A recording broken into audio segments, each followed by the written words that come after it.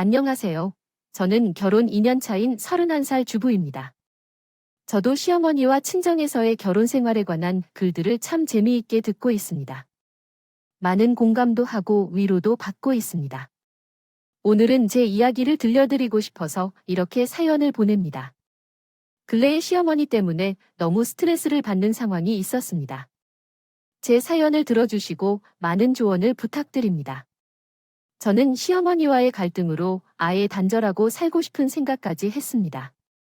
하지만 제 남편은 참 좋은 사람이라서 이렇게 버텨가며 살고 있습니다. 시어머니는 10년 전에 사별하신 후 혼자 살고 있습니다. 제 남편은 그런 어머니의 귀한 아들이자 장남이 고요 밑에는 시누이 한 명이 있습니다. 그래서 그런지 남근에게만 뒷바라지를 바라는 시어머니의 여러 가지 우아 행동들이 결혼 전에도 있었지만 결혼한 후에 좀 정도가 심해졌어요. 저는 맞벌이인데 시어머니가 너무 많은 것을 요구한다는 것에 불만을 표현하고 있었죠.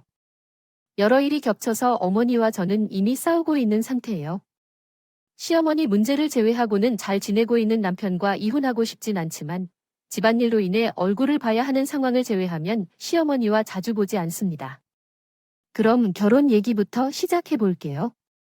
제 집은 어릴 때는 조금 잘 살았지만 중학생 때 아버지가 하시는 사업이 망하다시피 해서 헐갑에 넘기고 그 후로 아버지는 회사 소속이긴 하지만 거의 막내와 같은 일을 하시면서 적은 돈을 벌어졌고 엄마도 어린 아기들을 돌보는 놀이방을 운영하셔서 근근히 먹고 살았습니다.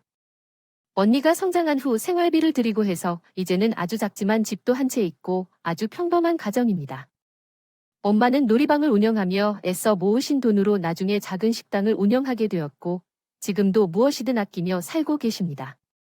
그렇게 엄마는 15년 전에 입던 몇 벌의 정장을 제외하고는 오래된 싸구려 시장 옷만 입으시고 아버지는 매일 작업복을 차려입고 있습니다. 그래도 남편은 그런 우리 부모님을 한 번도 무시한 적이 없습니다. 부모님을 존경해드리고 잘 해주셨죠. 남편은 마음이 참 따뜻하고 좋은 사람입니다. 남편 쪽은 아버님이 돌아가시기 전에 모아놓은 재산이 좀 있으셨는데 남편과 신혼의 뒷바라지 아니라 거의 처분하고 있습니다. 지금은 집 한 채를 겨우 보존하고 있다고 들었습니다. 그런데 솔직히 결혼 전에 시어머니를 처음 만났을 때 많이 놀랐습니다. 혼자 계시는 줄로 알고 있었는데 돈이 어디서 나시는 건지 정말 유명한 명품 시계 목걸이, 가방, 정장, 구두를 가지고 계셨어요. 정말 귀족 부인을 만난다 싶었죠. 정말 고우시고 차도 직접 몰고 다니시고 집에만 계시는 줄은 아니시구나 했습니다. 남편이 차원하고 나서 알아본 결과 그게 다 빚 좋은 개살구라는 것을 알게 되었지만요. 집은 한 채 있으시지만 대출받은 게 한 달 이자만 200만 원 가까이 됩니다. 그 집에서 남편과 동생과 같이 살며 남편이 대출 이자를 내주고 있었고요. 당연히 일을 안 하셔서 수입도 없고 예전에 웃음 땅을 판 돈으로 통장에 몇천만 원을 넣어놓고 생활하시는데 그나마도 지금은 잔고가 없다고 들었습니다. 저는 이해가 안 가는 게 아빠지 관리비 날 돈도 없는데 어느 명품에서 해서 새 제품 나왔다고 하면 얼른 가서 아무렇지도 않게 200만 원짜리 가방을 구입해 가져오십니다. 근데 혼자만 그러시는 게 아니라 직업도 없는 남편 동생까지 같이 가서 그러신다는 게 저는 이해가 되지 않습니다. 안 가더라 그요? 둘이서 매일 보는 건 백화점 카탈로그와 패션 잡지인데 도대체 어린 사람이 벌 생각 없이 대책 없이 쓸 생각만 하고 있는지 한심했습니다. 22살밖에 안 된 아가인데 저보다 가방이 더 많고 화장품도 백화점 브랜드가 많군요. 못해도 한 달의 용도는 150만 원 정도 쓰고 다니는 것 같았어요. 문제는 그 돈이 다 어디서 나오는지 감당이 되냐는 거죠. 남편이 사업을 하는데 한 달에 약 600만 원을 조금 더 버는 걸로 알고 있습니다. 9월까지 다 뜯어 먹는다고 하네요. 처음에 남편이 사업을 시작할 때 어머님이 조금 지원을 해주셨다고 들었습니다. 그래서 제 직업 때문에 대출받은 200만 원은 남편이 갚는 거고요. 그 외에 어머니의 모든 생활비는 남편이 감당하고 동생의 용돈까지도 포함돼서 600만 원을 버는데 한 달 동안 자신이 사용하는 돈은 150만 원입니다. 저는 이러한 사정을 결혼 전에 다 알고 있었고 결혼하면 정리할 필요가 있다고 생각했습니다. 결혼 후에는 어머니에게 남편이 벌어들이는 돈을 모두 드릴 수는 없었습니다. 그래서 결혼 전에 어머니께 조심스럽게 이야기를 했습니다. 어머니, 우리가 결혼하면 생활비도 포함하여 제가 버는 돈으로 남편이 감당할 수 있도록 일할게요. 그래서 아가씨의 용돈만큼이라도 드릴 수 있을 거예요. 어떻게 직접 해결하도록 해주시면 안 될까요? 그랬더니 넣어도 보는데 그게 안 되지 않나요? 우리 딸은 몸도 약하고 취직도 한 번 안 해봐서 일을 못 한다고요. 멋이더라고요. 결혼한 다른 사람이 그렇게 어머니랑 동생한테 다 퍼주고 지금은 모은 게 겨우 1,000만 원입니다. 이거 갖고 어떻게 결혼을 하겠다는 건지 답답하다고 해요. 제가 버는 거 솔직히 한 달에 230 정도입니다. 그래도 남편과 함께만 하면 금방 모을 수 있으니 우리 부모님들과 시댁 부모님들에게도 용돈을 좀 드리고 넉넉히 적금을 더 드리고 싶었는데 제가 아가씨 용돈 100만 원 이상 책임져야 한다고 해서요. 하시더라고요. 그럼 저는 남자친구의 동생에게 용돈을 주려고 뼈 빠지게 일하는 사람인가요? 하도 오라통이 터져서 남편에게 얘기했죠. 오빠의 사업이 안 된 것을 그냥 그거든지 어머니께 넘기고 다른 곳에서 취직하면 안 되는 거야? 그냥 다 드리고 우리 맘 편히 살자. 우리 결혼하는데 오빠 번 돈은 어머니께 다 드리고 나면 우리는 언제 집을 사고 언제 철이 잡힐까? 어머니와 대동생은 이제까지 어디에서 취직해 본 적도 없고 일할 줄도 몰라. 좀 기다리면 사업이 더 잘 될 테니 그때 훨씬 넉넉히 쓰고 살 수 있으니까 지연이 내가 조금만 이해해 주려 해. 대신 지금 주는 돈 중에서 내 동생에게 용돈과 생활비는 어머니와 내가 조율할게요. 볼게. 그래서 우리가 결혼할 때까지 이 문제가 조금이라도 해결되길 바란다고 명확하게 말씀드립니다. 대출이자는 현재처럼 제가 내기로 하고 어머니의 생활비나 필요한 용돈을 합쳐서 150만 원을 드리기로 조율했습니다. 나중에 시누이가 난리를 치면서 아직 졸업도 못했는데 스스로 돈을 벌어야 한다며 울었다고 합니다. 하지만 남편이 계속 시어머니에게 돈을 주고 있다면 우리는 제가 벌어들이는 돈으로만 살게 될 것이고 부모님과 추후에 결혼해서 월급으로만 살아야 한다는 얘기는 못할 것 같았어요. 솔직히 이 모든 것을 알게 되어서 결혼을 해야 하는지 고민하게 됐어요. 있었지만 남편이 너무 잘 대해주셔서 누군가와 다시 만날 경우 그런 사람을 다시 만날 수 없을 것 같다는 생각이 들었습니다. 결혼을 결심했으면 서로 최대한 이해하며 맞춰가기로 했어요. 집은 대출을 좀 받긴 했지만 친정 부모님과 제가 모은 돈을 보태서 전셋집을 마련했어요. 남편은 아직까지도 이 점을 참으로 고마워하고 있습니다. 사업을 하면서 돈을 버는데 저축해둔 돈이 없어서 집을 살 수 없어 고민 중이었는데 예비 신랑에게는 집 문제가 큰 고민이었을 거예요. 하지만 그 점을 제가 감수하겠다고 해서 정말 미안해하며 약속을 했고 나중에는 처갓집에서 정말 잘할 것이라고 약속했더라고요. 남편의 그런 마음을 잘 이해하고 있었기 때문에 크게 문제가 될 게 없었고요. 시어머니에게 우리 신혼집은 제가 하기로 했다고 말씀드리니 집에서 집을 했으니 자신이 예단비를 받지 않겠다고 하셨어요. 그는 예단을 생각하겠다는 의미로 알고 있었기 때문에 그럼 저도 예물은 안 하겠다는 결정을 했습니다. 최대한 간소하게 결혼하고 돈을 모아서 나중에 집 사는데 사용할 거라는 계획을 세웠습니다. 따라서 결국 시어머니는 아들을 결혼시키면서 한 푼도 돈을 쓰지 않으셨어요. 사실 사원 아님을 사원하다 할 수 있는 일이지만 어차피 결혼하지 않을 것도 아니니 그것도 그냥 넘기기로 했습니다. 그리고 결혼을 한 달 앞두고 있을 때 어머님이 갑자기 우리 신혼집을 구경하고 싶다고 하셨습니다. 이제 살림 준비를 하고 있던 참이라 집이 비어 있었고 언제든지 오셔서 보시라고 말씀드렸지만 예비 남편과 주말에 방문해보고 가신 모양입니다. 그런데 문제는 다가오는 거였습니다. 어머님이 문자를 보내주셔서 봤더니 기가 막히게도 각 가전제품 리스트부터 살림살이 품목들과 브랜드까지 적어서 보내주셨다는데요. 냉장고부터 에어컨, 건조기, 커피머신까지 브랜드 그룹들이 포기되어 있습니다. 정말 어이가 없어서 말이 나오지 않았습니다.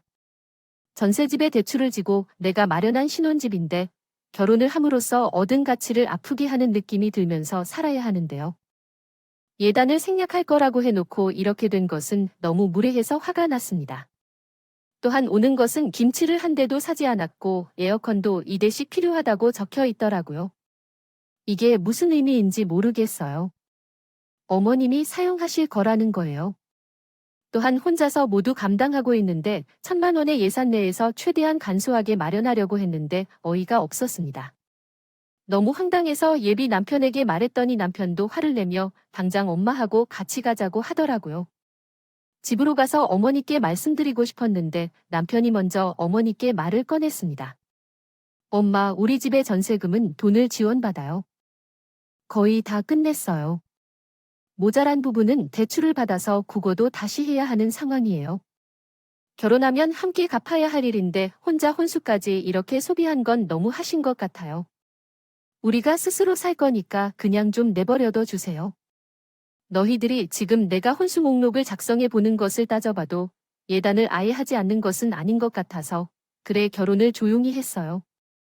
구색에 맞춰야지. 그런 게 아니면 예단을 대신해서 김치 냉장고를 바꾸려고 하는데 그 정도는 하세요. 하시니까 안 되겠다 생각돼서 제가 말씀드렸어요. 어머니, 어차피 혼수는 제가 하려고 했었어요. 근데 집도 그렇고 돈이 많이 없어서 일부러 혼수 전망을 아끼려고 해요. 가려고 하는 거죠. 어차피 엄마에게 들어보니 나중에 아이가 생기면 가구 다 망가지고 그런다고 하더라고요. 그래서 그렇게 좋은 걸 할 필요 없다고 하길래 가구 수준을 낮추기 전에 신경 쓰려고 했어요. 근데 혼수하우라고 그렇게 온갖 이름이 높은 브랜드만 리스트를 써주다니요. 원래 혼수는 여자가 아는 것이 아닌가요? 뭐든지 싸구려는 싸구려 갑시다. 또는 대체 뭐가 맘에 드는지 모르겠어요. 하루 종일 바쁘게 일해서 고른 것인데 이것보다 더 좋은 것이 없을 것 같아요. 가전제품이 10년 동안 쓰이는데 큰 돈이 들어가니까 제대로 된 것을 사야 해요. 그래서 아기가 어른 되는 사이에 태어나고 자랄 가정을 커지고 이사갈 것까지 생각해서 고른 거예요. 어머니. 저희 혼수 리스트를 보니 제가 쓸만한 건 하나도 없는 것 같은데요. 가전을 오래 쓰는 걸 잘 아는 이 정도 된 사람들 중 모르는 사람이 어디 있겠어요? 지금 당장의 집도 전세 9억이에 빚까지 않고 시작하는 입장에서 10년 후까지 내다보면 사치스럽게 시작하는 것이고 쉽지도 않을 뿐더러 혼수로 이 정도 쓰던 이는 대출 안 받고 집고 하는데 돈을 더 쓸 거예요. 그리고 발품 판다는 게 어떤 의미인지 모르시는 것 같은데 발품 팔았다는 게 매장에서 뒤로 비싼 제품을 살 때의 의미인가요? 저도 이렇게는 못하겠습니다. 확고하게 말할게요. 그런데 어머니는 다른 집은 친정에서 신랑을 맞이하는데 1억 넘는 돈을 들이는 반면 나는 고작 전세금만 내면서 혼수를 안 하겠다고 하니 너는 우리 집에 시집 오는 것이 맞는 선택이라고 그러셨습니다. 저는 그 말이 너무 참을 수 없어서 어머니는 다른 집에서 신랑을 맞이하면서 돈이 부족하면 집에 묵지 말라는 의미이신가요? 이 사람은 지금 어머니의 생활비를 대주느라 1,000만 원을 모았습니다. 1,000만 원은 제가 시집에 잘 다는데 쓰이는 게 아니라 이 사람이 손에 쓰려는 돈인가요? 신중하게 생각해 보세요. 저와 어머니가 마지막에는 정신을 잃어버린 2명의 남성이 잡혀 들어가지 않도록 남편이 말씀을 중재했습니다. 한마디씩도 의뢰 책 적으며 상황을 잘 이해해야 해요. 당신의 말씀을 정리하면 다음과 같습니다. 필요해 보이시네요. 집도 작은데 뭘 멀게 사냐고요? 필요해요. 홈시어터, 에스프레소 머신, 에어팟 이런 거는 필요 없어요. 둘 자리도 없고 필요한 건 최소한의 것뿐이에요. 가정일 뿐이고 나머지는 삶에서 찾을 거예요. 엄마의 요구가 현실적이지 않으면 무시하세요. 아들이 결혼 안 하려고 한다면 참견하지 마세요. 이건 지나간 일로 두고 엄마는 요구사항에 책임감을 지고 살아야 힘들었겠죠. 결혼하면 과거처럼 할 수 없어요. 엄마도 자신의 경제활동 방향을 결정해보세요. 위 내용을 바탕으로 한국어 문법을 다시 정리해보겠습니다. 필요하게 보이세요. 집도 작은데 뭘 멀리 다니세요? 그러게요. 필요하시죠. 홈시어터, 에스프레소 머신, 에어팟 같은 것들은 필요 없어요. 놓을 공간도 없고 필요한 것은 최소한의 것뿐이에요. 가정만 할 거고 나머지는 삶 속에서 찾겠죠. 엄마가 하는 요구가 현실적이지 않으면 무리하지 마세요. 아들이 결혼 안 하려 할 때는 참견하지 마세요. 이건 이미 지난 얘기로 하고 엄마는 동생의 생활비를 주는데 고민이 많았을 텐데요. 결혼하면 이전처럼 할 수 없어요. 그러니 엄마도 스스로 경제활동 방향을 고민해 보세요. 저만 보고 있진 마디란 거예요. 남편은 어머니가 문자로 보내신 리스트를 출력한 종이를 눈앞에서 북북 찢어버렸습니다. 생각보다 강경하게 나오는 남편을 보시고는 어머니도 혼수는 포기하신 듯했지만 뒤이어 남편이 앞으로 생활비도 그전처럼 못 드릴 거라 말을 하자 당황스러워 하셨습니다. 자식 키운 나서 장가본 하는데 고생한 공은 하나도 없고 이상을 시어머니 만든다면서 화까지 내시고는 결혼할 때까지 집에 아예 오지 말라 하시곤 저희를 내쫓으셨어요. 여기까지만으로 저는 결혼을 하지 말았어야 했습니다. 이 상황에서 남편까지 어중간하게 JSON 나왔다면 정말 100% 파운드 각이 없겠지만 확실한 남편의 태도를 믿어보기로 했습니다. 결혼 전 혼수로 이러한 난리가 있었지만 어쨌든 우리는 결혼을 했습니다. 남편이 아니었으면 정말 제가 힘들었을 텐데 다행스럽게도 남편은 어머니와 갈등이 있을 때 항상 제 편이 되어주고 제가 힘들어하면 대신 나서서 마무리를 짓게 해주었습니다. 친정에서도 혼수 사건을 뒤늦게 듣고는 왜 그때 말하지 않았느냐면서 만약 결혼 전에 알았다면 이 결혼 다시 생각해볼 거라고 엄청 기분이 나빴어요. 하지만 사회가 저를 많이 사랑해주고 경제적으로도 안정되어 있어서 둘이 힘을 합쳐서 잘 살 수 있을 것이라고 확신을 줬습니다. 부모님께 걱정을 끼쳐드려서 죄송합니다. 그러나 잘 살겠다고 말씀드렸죠. 결혼한 지 얼마 안 됐는데 친정 엄마께서 어린이집을 운영하며 모은 돈으로 식당을 오픈하셨습니다. 아버지도 이제는 힘든 일을 못하실 것 같아서 엄마와 함께 식당 운영을 결심하셨습니다. 엄마는 결혼할 때 집을 줄이기도 했고 남은 돈을 모두 식당 창업에 투자하셨습니다. 실은 고깃집을 운영하는 것은 쉬운 일이 아니죠. 젊은 사람들도 힘든 작업이라는데 이번에 나이 많은 마음으로 시작하신다고 하셔서 남편과 저는 많이 걱정했습니다. 우리도 일하느라 평일이 힘들었지만 주말에는 친정 부모님의 가게에서 도와드리기도 했어요. 그러나 다행히 현재는 계속된 결과들이 있었습니다. 엄마 고깃집이 장사가 아주 잘 되었습니다. 저희 엄마는 전라도 분이라 그런지 음식 솜씨가 좋았고 동네에 공장과 회사가 많아 점심 장사는 눈 깜짝할 사이에 바쁘게 했습니다. 입소문이 퍼지면서 다른 동네에서 찾아오시는 손님들도 많아지고 단체 손님도 점차 늘어나며 쉬는 날도 없이 열심히 일하셨어요. 엄마는 몸이 고달프도 돈을 보는 것이 재미있다고 하셨습니다. 평생을 쉬지 않고 오로지 일만 하시면서도 이제는 좀 쉬셔도 돼야 한다는데 또 이렇게 힘든 일을 하시는 부모님의 모습을 안타까워했지만 다행히 장사가 잘 되니 형편이 조금씩 나아지는 걸 보고 저는 기뻤습니다. 이달이 지나니 가게도 방문객으로 가득해졌습니다. 잡히더라고요. 온 파족이 뭉쳐있는 두 가족입니다. 아마도 일들이 더 잘 풀리는 듯 했습니다. 그렇게 친정에 신경을 쓰느라 제가 시어머니 때는 최소한의 행사만 참석하고 가급적 많이 찾아뵙지 않았습니다. 이미 지나갔다고 하지만 결혼한 이후에도 생활비 문제와 여러 시댁 문제 등으로 머리가 아픈 상태였죠. 그래서 거의 남편만 시댁에 보내곤 했어요. 그런데 한 번은 어머님이 전화를 해와서 아무리 그래도 가족인데 한 달에 한 번은 가족끼리 얼굴을 봐야지.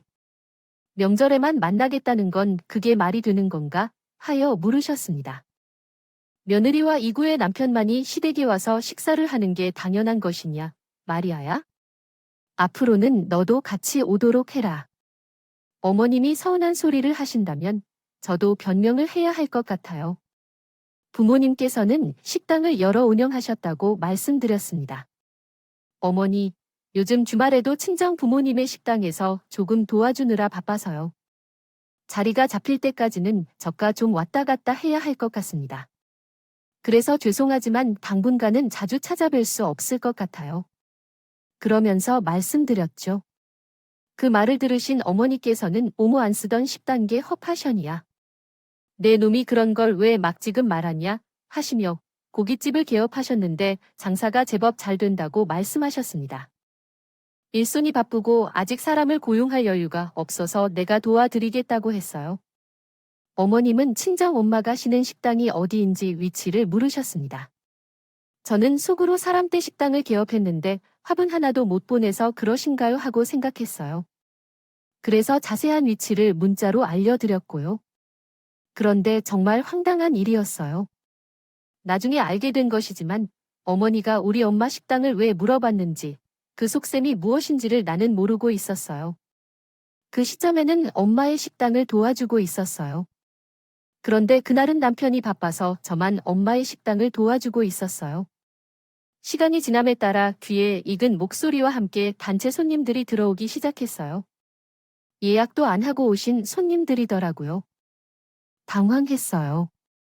놀랍게도 그 단체 손님을 이끌고 식사하는데 바로 제 어머니가 나타나셨어요. 저는 놀랐지만 어머니께서 친정 엄마께 매상까지 드리려고 오신 것으로 알아서 감사한 마음이 들더라고요. 친정 엄마도 놀라시며 인사를 건네셨어요. 사돈 오랜만에 뵙네요. 바쁘신데 이렇게까지 와주셔서 감사합니다. 라고 말씀하셨고 식당 기업한 아주머니한테 들었습니다. 진짜 알았으면 일찍 오셨을 텐데 늦게까지야 들어버렸네요. 그래도 장사 잘 되셨으면 좋겠다고 하셨어요. 다행히 그런 모습을 보았습니다. 오늘은 마침 동창 모임이 있었는데 다른 곳에 가야 할 일이 생겼나 봐요. 여기서 먹으면 딱 좋을 것 같아서 다들 데리고 왔어요. 어머니 고리 정도인데 여기까지 와서 주시고 감사해요. 얼른 자리에 앉으셔서요. 어머님은 대략 30명은 좋게 되는 인원을 데리고 오셔서 식사를 하셨고 저도 바쁘게 서빙하고 어머님 동창분들께 인사하고 정신이 없었어요. 어머님은 오늘 내가 대접하는 건 이 많이 드시라고 큰 소리까지 7시더라고요. 여기가 우리 며느리 친정회사 하는 구기집이니 다들 나중에 고기 먹을 일 있으면 여기로 와서 먹을 것 하며 동천분들에게 당부까지 하셨어요. 어머니는 동창의 여왕이시더라고요. 원체 꾸미는 것을 좋아하고 집에만 있는 분은 아닌 줄 알았지만 동창회에서 도리처럼 행동하셨어요.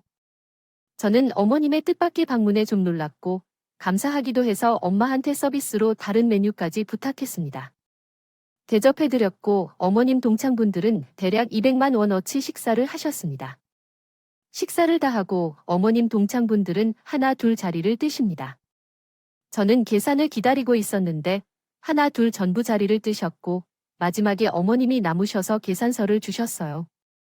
근데 어머님이 저에게 이게 뭐냐고 모르시더라고요. 이걸 왜 나한테 준 거야? 저는 너무 당황스러워서 뭐라고요? 그게 무슨 말씀이세요? 어머님 친구분이 드신 게 아니에요. 지금 그것을 나에게 주라고 하는 거니? 너는 왜 이렇게 자기 중심적이야? 내가 여기까지 다 들고 왔는데 내가 계산해야 하겠니? 내가 너희 집에서 이 정도 대접도 받을 수 있는 정도는 아니지 않나? 막말로 너 이미 결혼한 사람들한테는 옛날 혼수 아니고 아무것도 안 받았는데 지금 식사 한 번 하고 돈을 내게 하겠다고? 내 체면은 어떻게 되는 거야 말이야? 솔직히 충정 3회 이 정도 가게를 열었다면 어머니께 먼저 연락해서 대접해주는 게 순서 아니야? 알겠니? 어머니 외할머니가 했다면 회배로라도 갑지불을 해주신 거 맞죠? 어머니가 대접해주시는 자리는 아니잖아요. 그것도 200만 원에 달하는데 저한테 사전에 한마디도 없이 이루어지는 건 정말 의외일 거예요. 제가 대답하고 초대한 자리도요. 아니에요. 며느리에게 식사를 좀 얻어먹으려면 미리 허락을 받아야 한답니다.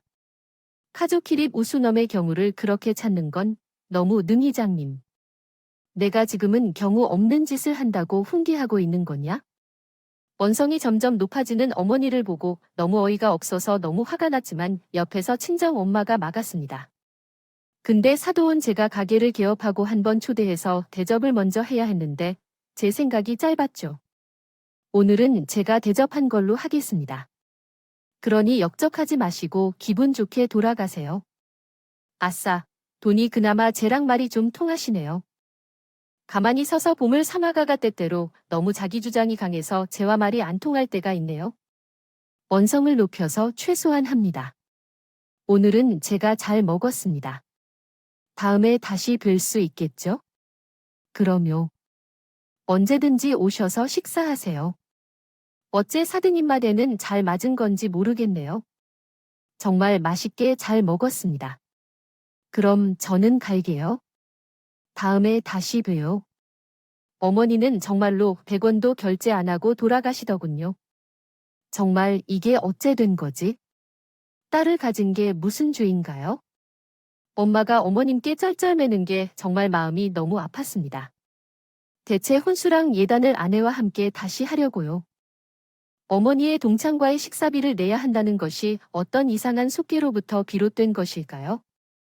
엄마의 이상한 계산법이 참 답답함을 느끼게 했지만 엄마가 그것을 다 감당할 수는 없었어요. 그래서 일단은 제가 카드로 어머니의 식사를 100만 원으로 계산했습니다. 엄마도 동창에게 그러한 말을 하시긴 했지만 부끄러운 표정을 지었습니다. 딸이 마음을 상할까 걱정되어 말을 꺼내지 못하고 참으려는 모습에서 정말로 마음이 아팠습니다. 이대로 방치할 수 없어서 남편에게 말했더니 그분이 나중에 어머니에게 받아주겠다고 했기에 일단 그렇게 끝났다고 했어요.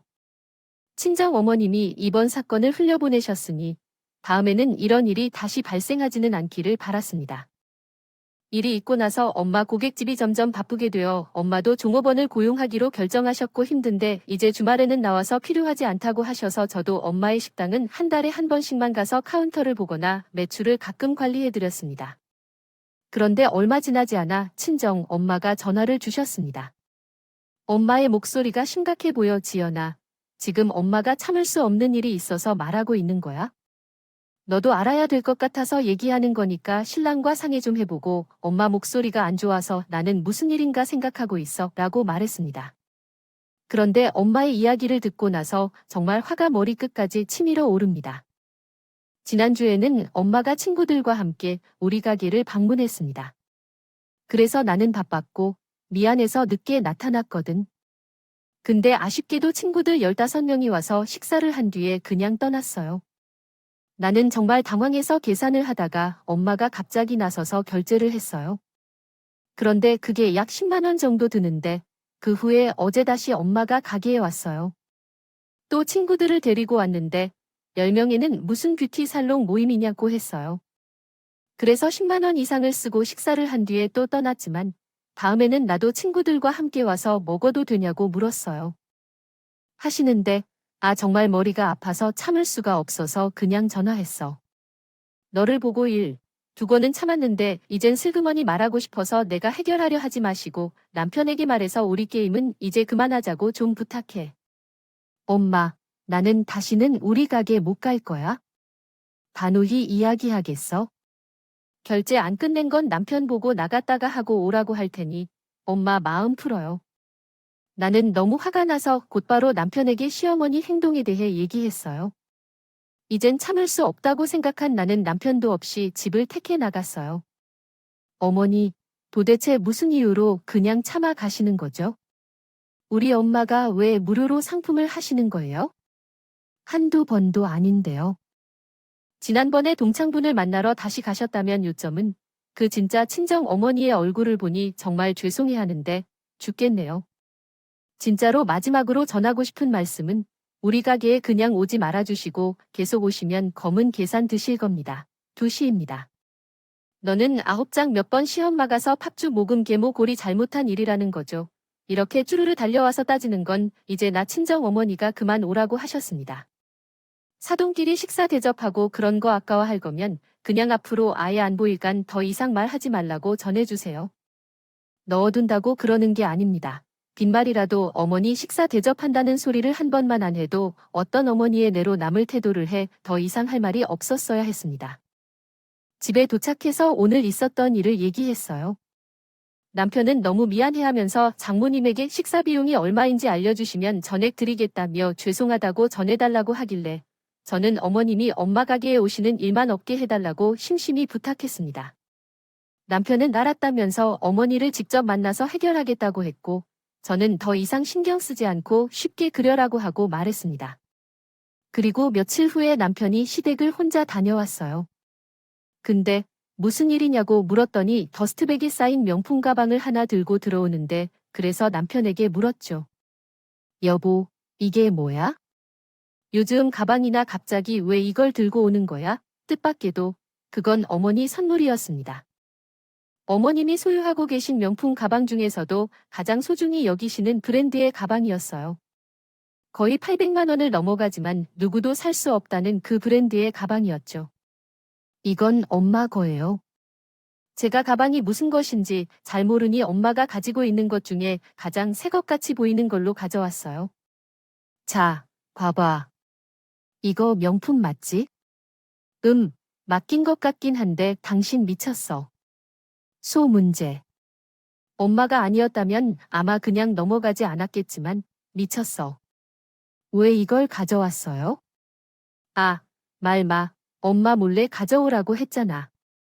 쇼를 정말 열었네. 너 장모님의 식당에서 엄마가 들은 말을 듣고 얼마나 창피해했다면 엄마에게 다시는 장모님 가게에 가지 말라고 했어요. 하러 갔는데 엄마가 너랑 이미 한바탕 겠다고 말도 못 꺼내게 하시는 것이야.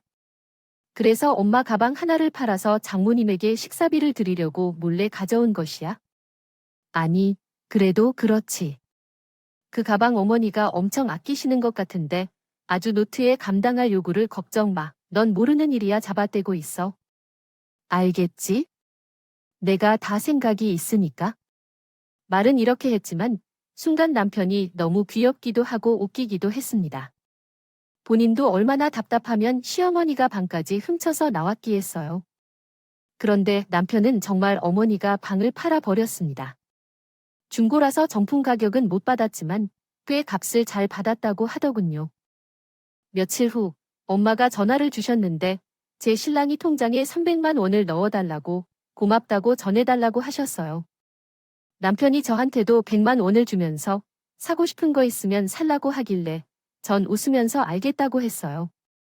어머니가 방판 돈이라는 걸 알기에 찝찝했던 제가 일단 돈을 받아 많이 썼어요. 그래도 남편이 그렇게 해준다는 게 어머니 때문에 불편한 마음이 해소되더군요. 그러나 뜻밖에도 몇 시간 후에 전화벨이 울린 것이었어요. 전 의도적으로 전화를 받지 않았지만 결국 그날 저와 신랑이 퇴근하여 집에 있는데 어머니가 방문하셨어요. 제가 올 것이 온 것 같아서 놀랐어요. 모르는 척하고 어머니께 들어오시게 했는데 어머니께서 다 웃으시더니 물어보셨습니다. 이에 놓친 채 집에 왔을 때 내 가방을 가져간 것이라 하시기에 오니 무슨 말씀이시어서요. 좁인 손으로 온 후 가지고 나간 걸 아시면서 왜 저한테 물으셨나요? 분명히 있었는데 당신이 왔다 떠난 후에 가방이 없어졌다는 걸 아시면서요. 혹시 당신 친정에서 몇 차례 받은 것을 가졌는지 확인하고 가져간 것인지 가지고 갔는지 아니면 어디에 뒀는지를 조사하셨어야 했을 텐데요. 어머니라 해도 그런 사람은 아니거든요. 가방을 잃어버렸다면 시누이에게 물어보거나 직접 찾으실 필요가 있습니다. 일이지, 왜 여기서 그런 말을 하는 거예요? 이상하다고 하시는데 분명히 내가 왔다고 하고 가고 나서 없어지셨다면서 침실에 들어가 주려고 하시는 건가요? 너무 불쾌해서 어머니를 만나러 왔는데 어머니를 마주하다가 방을 떠나셨습니다. 어머니, 그만해 주세요. 무례하게 방으로 들어가지 마세요. 그건 남편이 가져온 거예요. 제가 부탁한 게 아니라서 남편께 물어보라고 했는데 침실로 들어가셔서 어머니가 더 이상 참을 수 없어서 그냥 남편이 범인이라고 말했습니다. 옆에서 잠자코 있던 남편이 그때야 입을 열었습니다. 엄마, 나 엄마 가방 팔았어요. 그 말을 듣고 어머니가 너무 화를 내셨어요.